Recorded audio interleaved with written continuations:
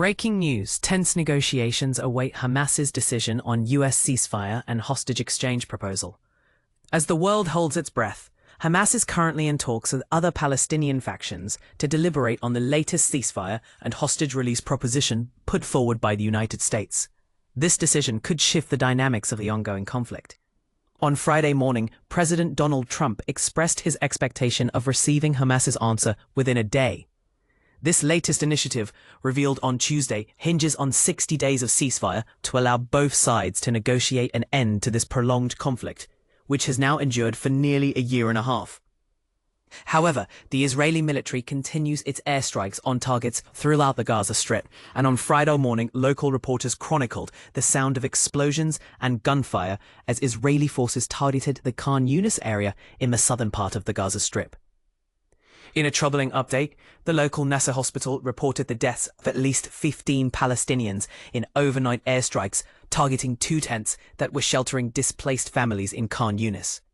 The Israeli military has not yet responded to these specific strikes, but it has stated that its primary objective remains the dismantling of Hamas's military capabilities.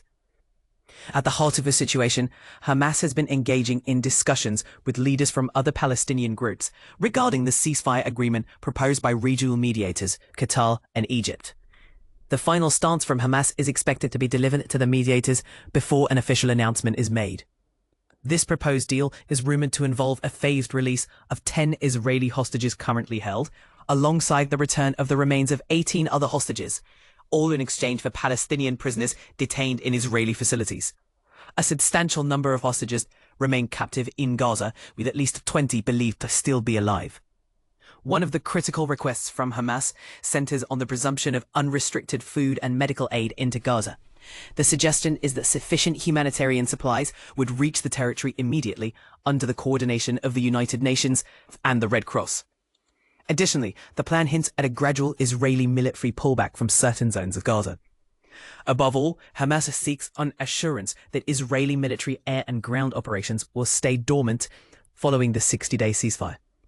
Importantly, the proposal is thought to also mark the start of negotiations for ending the conflict entirely and securing the release of the remaining hostages. President Trump indicated his anticipation of a response within the next 24 hours, setting the stage for the revival of formal indirect negotiations, perhaps paving the way for a significant diplomatic moment in Washington with Israeli Prime Minister Benjamin Netanyahu's upcoming visit. The desire to conclude this conflict is universally shared, stated Mike Huckabee, US Ambassador to Israel, underscoring the collective yearning for an end to hostilities. But here's where it gets interesting. Are the conditions set forth truly feasible for both parties?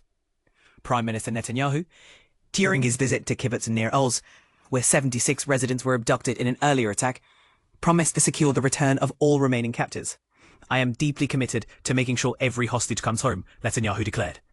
However, his insistence that hostilities will continue until the hostages are freed and Hamas's military infrastructure is dismantled highlights the complexity of reaching an end to the conflict. Since the attack on 7 October 2023 that took the lives of around 1,200 people and led to 251 hostages being taken, over 57,130 individuals have lost their lives in Gaza, according to the territory's Hamas-run health ministry. What are your thoughts on the feasibility of the ceasefire proposal? Do you believe it might genuinely lead to a sustainable peace? We invite you to discuss and share your perspective in the comments.